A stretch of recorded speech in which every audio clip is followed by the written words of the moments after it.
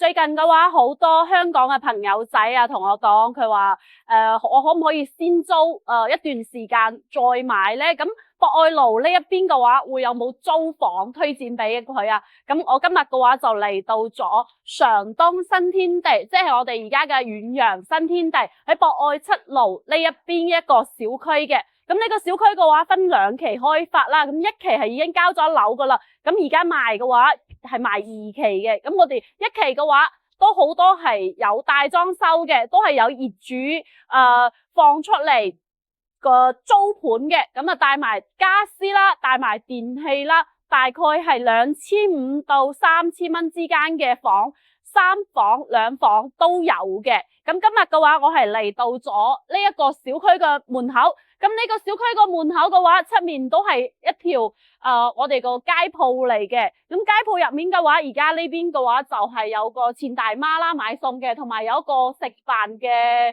呢啲餐廳啦哦。咁再過隔籬有一個舊少少嘅屋苑嘅話，樓下係有一個麥當勞嘅，同埋有嗰個天豐超市都係買餸嘅，咁啲食飯嘅嘢嘅話都係有嘅。咁你行路過去嘅話，大概係2分鐘嘅時間嘅話，就有得食嘢噶啦。咁喺呢一個小區嘅話，出面呢一邊個屋苑就係我哋一條主幹道博愛路啦。咁博愛路嘅話，咁係我哋中山嗰一條全程冇紅綠燈嘅一條雙向8車道嘅路嚟嘅。咁啊非常之靚嘅一條道啦，如果係開車嘅朋友仔嘅話，咁啊基本上呢邊大概上去500米就係我哋嘅高速口咯。去往城區嘅話，東區開車係5分鐘嘅啫。食企啊，同埋我哋嘅南區西區啊，沿住呢條博愛路行過去嘅話，都係開車10零分鐘嘅時間嘅。所以嘅話，呢個地理位置嘅所以講嘅話，呢個地理位置係非常之優越嘅，交通都係非常之便利噶。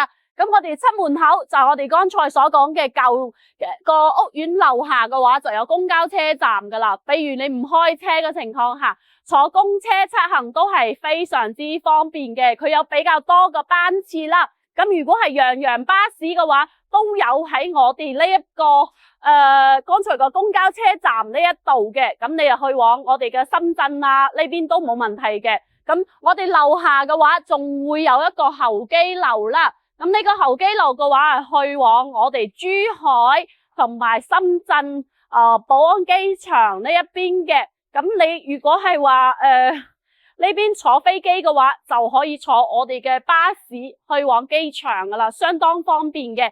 咁呢一個交通嘅話，就暫告一段落，同大家介紹嘅。有唔明白嘅話，都可以評論區話我知。咁而家事不宜遲，同大家介紹下我哋嘅小區情況。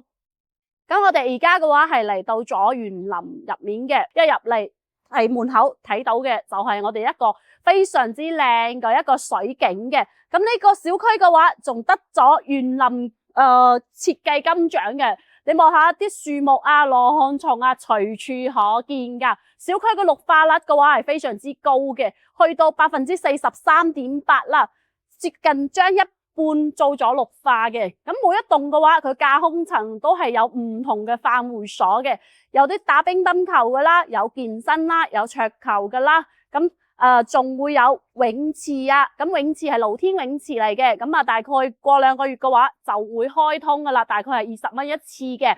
咁呢一邊嘅話，仲會有啲羽毛球，都係免費嘅。呢啲除咗游水要俾錢之餘嘅話，剛才所講嗰啲架空層樓下啲嘢嘅話，都係免費俾到我哋業主同埋租客去使用嘅。咁而家事不宜遲嘅話，跟住我嘅鏡頭上去了解下今日呢2套單位嘅租房。咁而家嘅話，我哋係嚟到咗呢一間房入面嘅。咁呢套房嘅話係89方啦。咁之前係業主自己住嘅，咁而家嘅話佢係去咗外地發展啦。咁啊將佢放出嚟。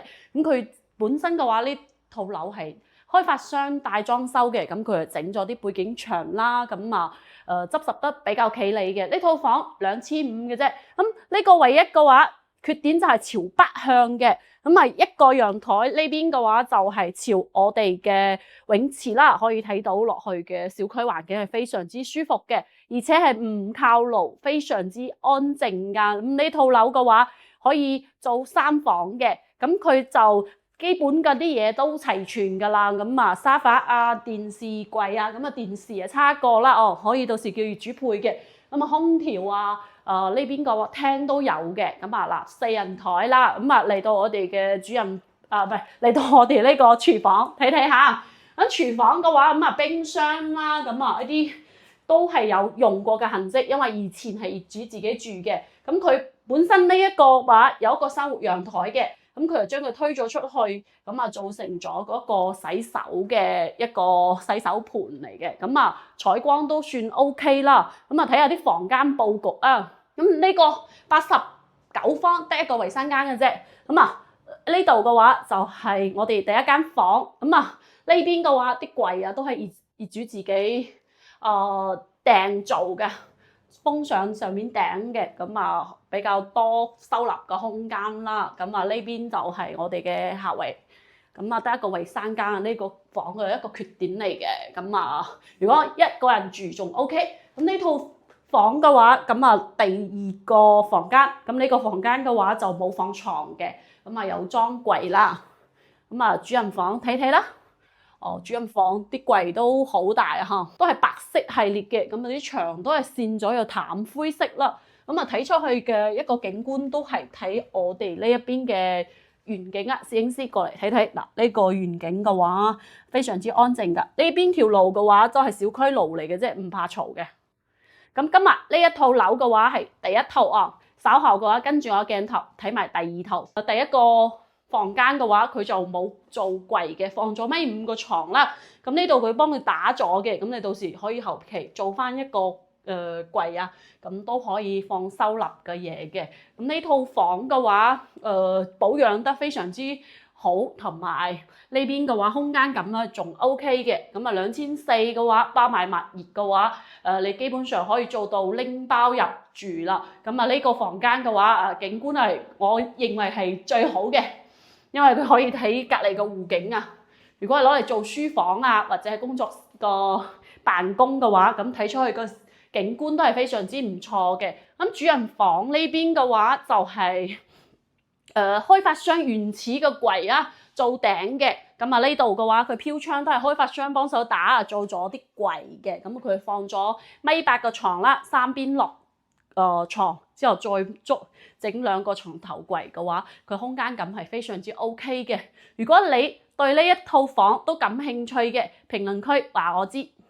而家又揾到一套81方嘅3房2個衞生間嘅。咁呢套房嘅話就比我哋剛才拍嗰啲要大一啲嘅。咁業主嘅話，佢呢邊而家暫時係未配嘢嘅。咁後期嘅話都可以協商配嘢。咁而家係2500蚊嘅。咁呢套房嘅話係朝南嘅。咁呢邊睇出去嘅話，都係睇我哋嘅泳池啦，同埋睇隔離小區嘅湖景㗎。攝影師望下嗰個湖景都 OK 嘅，好靚OK 吧？